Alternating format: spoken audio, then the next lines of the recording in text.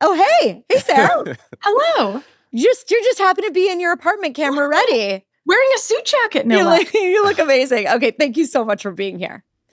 I'm thrilled to be here, but there's a lot to break down. Okay, so you know that this is our predictions episode, but before we get to predictions, I want the big picture because you happen to know about and talk about the subject that has maybe been the most dominant of this second administration, which is legality and the rule of law. I want you to look back at Trump's 2025 record. What is the biggest thing Trump has accomplished? What is the most troubling thing that he has accomplished? Ooh, they're the same answer, so this is fun.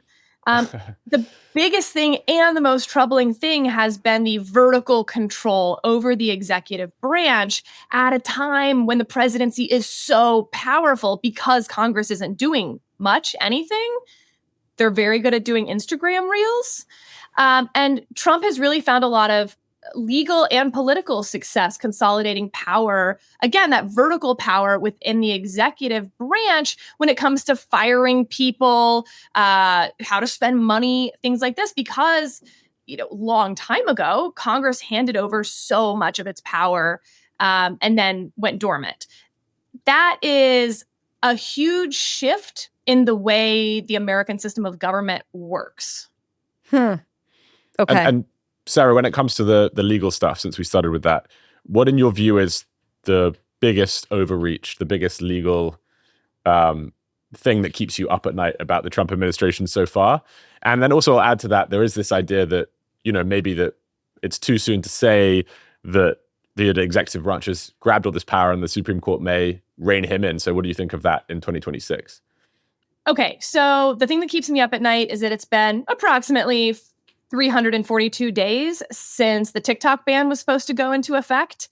And we have a president blatantly ignoring a law that was passed by Congress and signed by the previous president, who, by the way, also didn't enforce this ban either.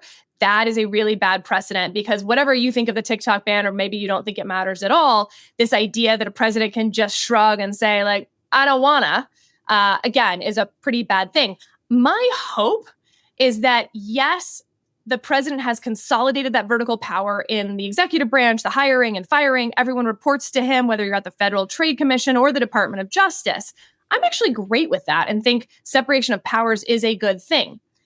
But the Supreme Court also needs to then make the presidency less powerful and say that Congress has to speak clearly when it's giving presidents power. It can't just say, do clean air.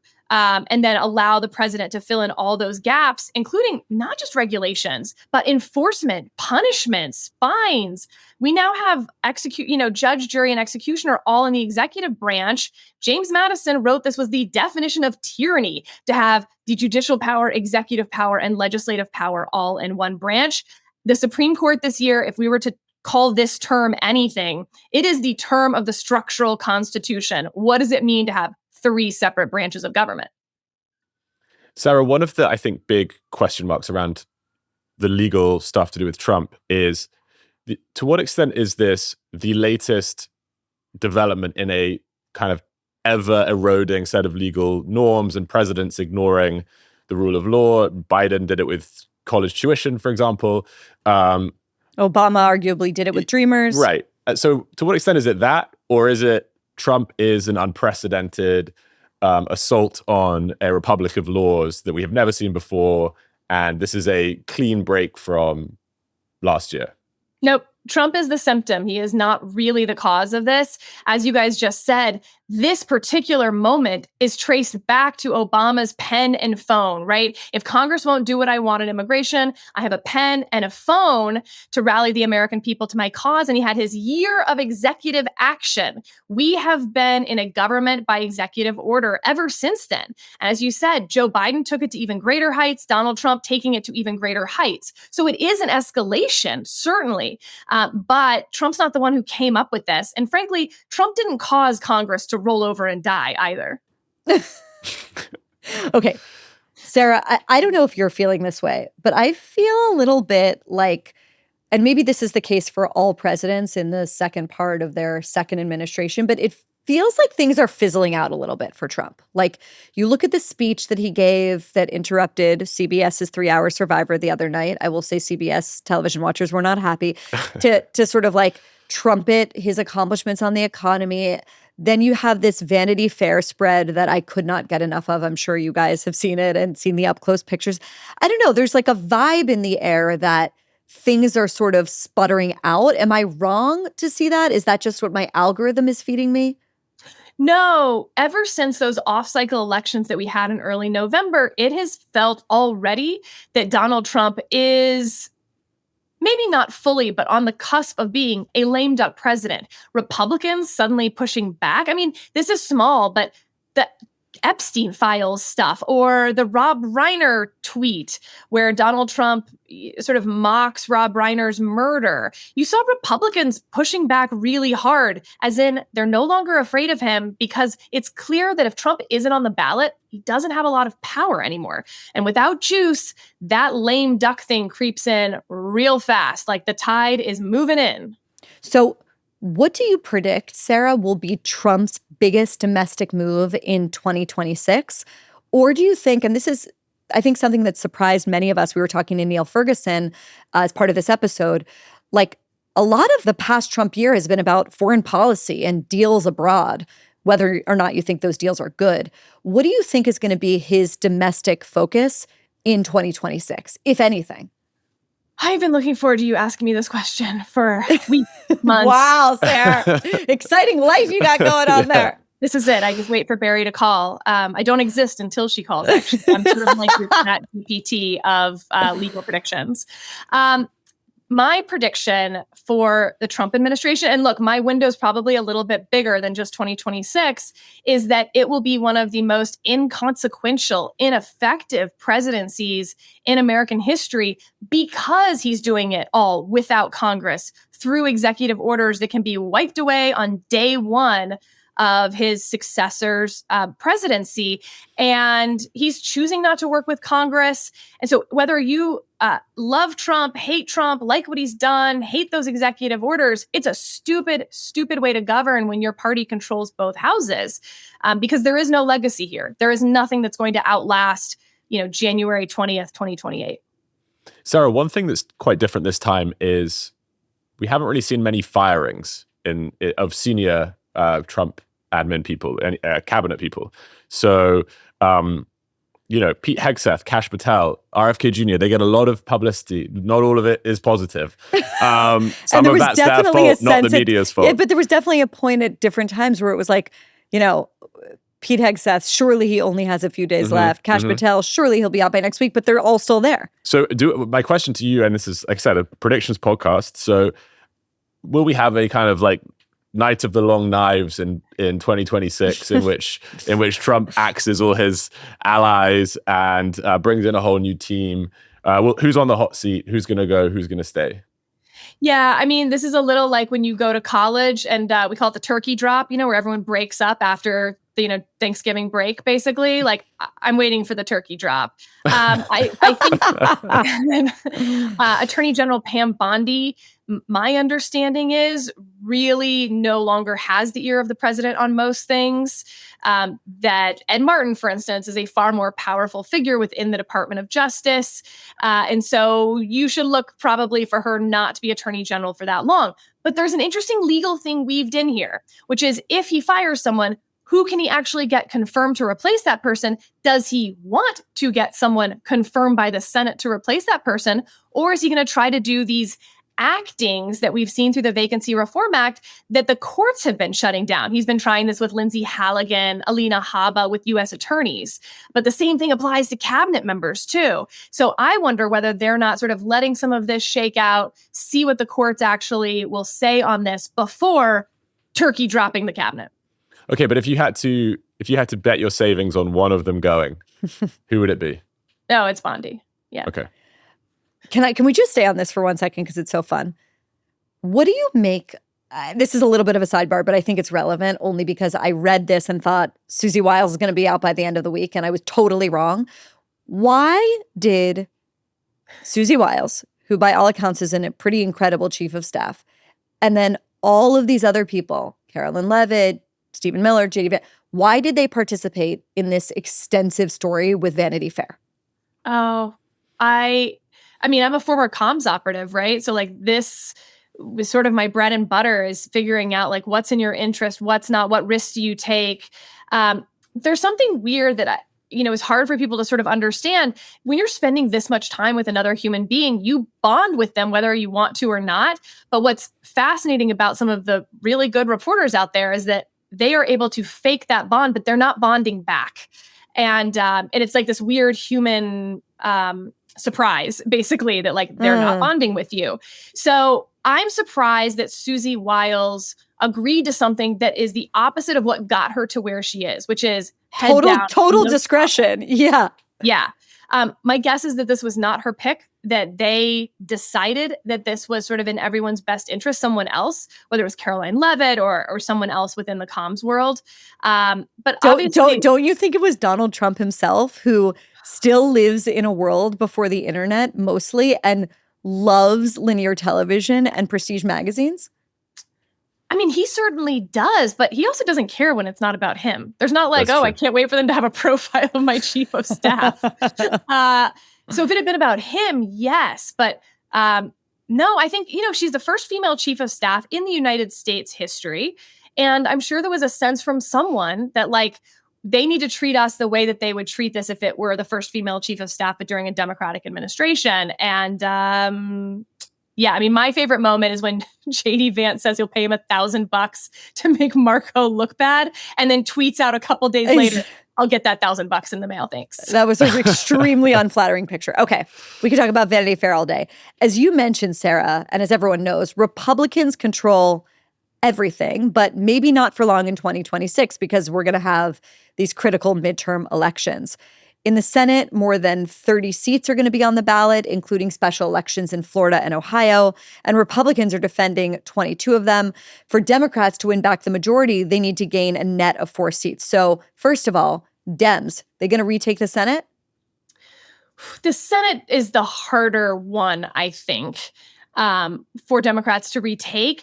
Texas is where my eyes are focused on, because it could be such an easy loss for Republicans if the current Attorney General, Ken Paxton, gets the nomination. It would be the first Democrat elected statewide in Texas in 30 plus years. But Ken Paxton is uniquely bad as a candidate. And so what will Donald Trump do to prevent Ken Paxton from getting that? On the flip side, Democrats now look posed to nominate Jamie Crockett in Texas, probably the one Democrat that Ken Paxton would smoke in a general election, because she's so extreme on the left side of the Democratic Party. And for some reason, this whole race is a big metaphor to me, the corruption and the grift from the Republican candidate who will lose versus the extreme far left, where Democrats are like, wait, hold my beer. We actually can be worse on this. Give us a chance.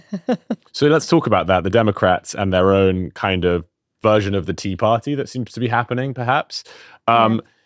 You mentioned Jasmine Crockett. There's Graham Plattner in Maine, who had this like Nazi tattoo and is still the candidate or the front runner somehow. If I had a nickel. So, I mean, how do you think this plays out? Because there are two parties, and it's kind of like this slow bicycle race of like who's going to be, self-harm the most in their effort to win these races. Are we making a mistake if we just focus on the administration and their shortcomings and their approval ratings, or is that how voters think? And ultimately, this is going to be a referendum on Trump and co, even if the Democrats aren't picking, their best people.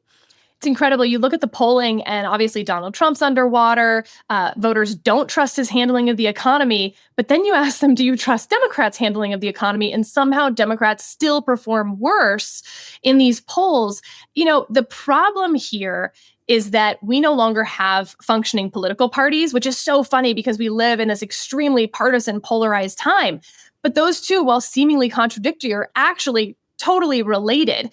When we passed campaign finance reform in 2002, all of those incumbents who voted for it, they weren't actually trying to get money out of politics. They were doing incumbent protection. And part of that was to gut the two political parties so there would be no one with a carrot and stick to keep them in line. Well, here we are 20 years later, and we see the result of that. Without political parties, nobody's in charge. Nobody's actually interested in forming coalitions, forming majorities, because majorities in Congress don't mean anything. If you're not the speaker, you don't have any power except to raise a lot of money on TikTok and Instagram.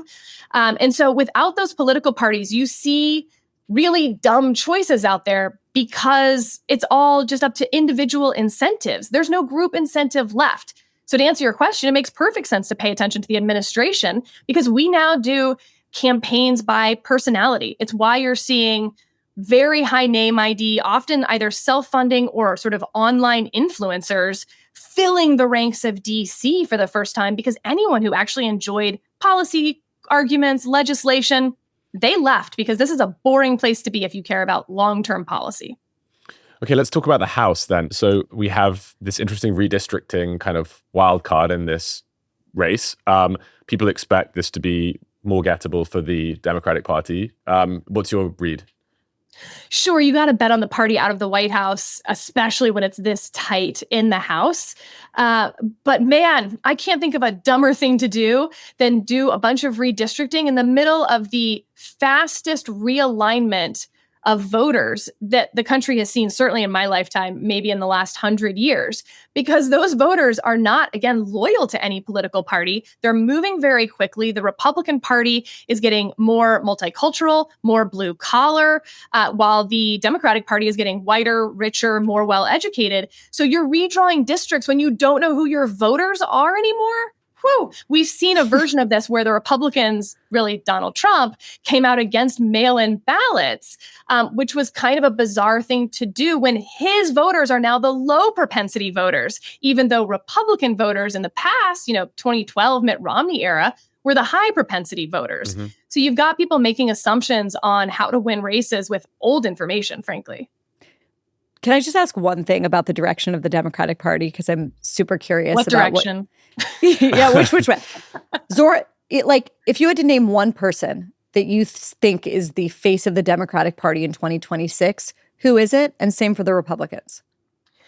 Yeah, I mean, you gave it away there. It's got to be Mamdani. I think obviously Kamala Harris wishes it were her. That might even be worse for the Democratic Party than Mamdani because he may have more radical policy statements and beliefs that people can point to, but he's an extremely charismatic candidate. Whereas Harris has the extreme policies, but without the charisma. Joe Biden maybe doesn't have anything going for him. But this is now always the problem for the party out of the White House. Who is the leader of the party when you don't have party structures anymore, where Congress isn't doing anything? I mean, the chairman of the House Ways and Means Committee used to be a household name. I will bet you so much money that you cannot name this person because sitting here right now, I cannot. And so we're in this personality cult problem. And that's really bad if you're a Democrat in the midterms, because the super socialist kind of anti-Semitic guy who just got elected to mayor might be the main person that people think of, whether you're in Kentucky or Texas or anywhere else. That's not great. Now, notably, you did not mention the name Gavin Newsom. I did not. When I talk to Democrats, they sort of talk about Gavin Newsom the way that Republicans talk about Tim Scott. It's like the other side thinks they look really good on paper, but anyone who's sort of in the operative world is like, that's not a thing. Okay, other than Trump, who's the face of the Republican Party in 2026? No question that right now it's a battle between JD Vance and Ted Cruz. Marco's trying to get in there, as Marco always seems to do. But those are two very different directions for the party between Vice President Vance and Senator Cruz. I think we will see a lot more people, jumping in who probably aren't even in elected office. But these sort of primaries, if you will, the primaries before the primaries before the primaries, that's who it is right now. The other night after the Turning Point USA conference, it was really fiery. You had Ben Shapiro and then Tucker Carlson. But the really notable thing is that Erica Kirk, who's now the head of the organization, got up and endorsed a guy who isn't yet running for president, which is JD Vance. It's an interesting thing to see candidates getting endorsed that haven't even entered the race. Do you think that anyone wouldn't consider announcing very early, like as in JD Vance announcing his candidacy in 2026, or is that nuts? JD Vance has a problem because of Donald Trump's status. Donald Trump does not want to be a lame duck president. And the sooner people start looking to Vance, the sooner it's sort of fait accompli that Vance is the heir apparent, that hurts Donald Trump. And if he feels that JD Vance is stepping out into that spotlight too early, I expect Donald Trump to whack him hard to prevent that. So if you're JD Vance, you can't move forward. Even if the president kind of invites you to, I would be hesitant to do it. He kind of needs to stay behind him for as long as possible because, again, Donald Trump doesn't care about a legacy or the Republican Party after this. So his incentives are not well aligned with JD Vance's right now. So that's a no to JD Vance announcing in Twitter. I've got to pin you down on the predictions. Got it. Okay. Sarah, it's good. Thank you for being here. Thank you so much for having me.